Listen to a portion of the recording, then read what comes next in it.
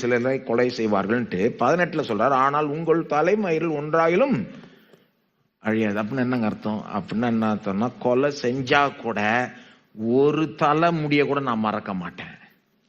உன்னை உயிரோடு எழுப்புறப்போ எல்லாமே அப்படியே இருக்கும்.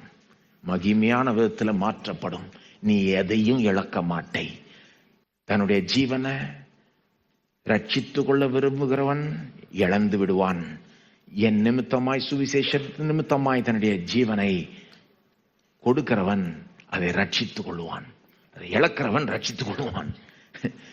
இப்படிப்பட்ட நம்பிக்கையுடைய கிறிஸ்தவர்கள் வெறும் நல்லா போற வரைக்கும் நம்ம நம்புறது மட்டுங்க அப்படி கிடையாது. நம்முடைய விசுவாசம் it demand some high things of us. நம்மகிட்ட இருந்து பெரிய காரியங்களை எதிர்பார்க்குது. இது ஒரு உண்மையான ஒரு உறவு பாருங்க.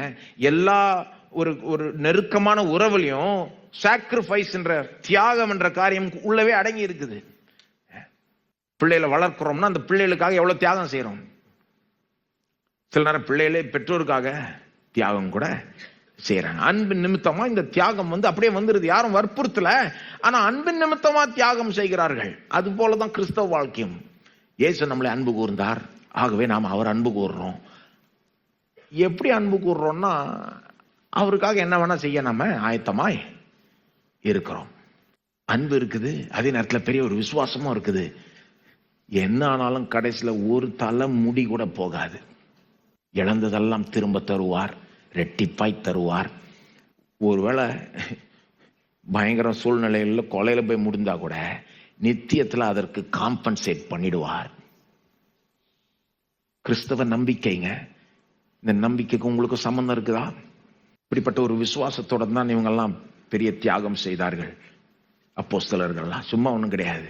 அவங்களுக்குள்ள ஒரு பெரிய ஒரு விசுவாசம். கிறிஸ்து எனக்கு ஜீவன், சாவு எனக்கு ஆதாயம், இதனால நான் எதையும் இழக்கலப்போ அப்படின்ற. என்ன கொன்னா கூட நான் எதையும் இழக்க முடியாது, நான் எதையும் லூஸ் பண்ணவே முடியாது. அப்போ இப்படி ஒரு நம்பிக்கை நமக்கு இருக்கு. ஆகவே நம்ம கவலைப்பட தேவையில்லை. அப்ப எச்சரிக்கையா இருங்கள்.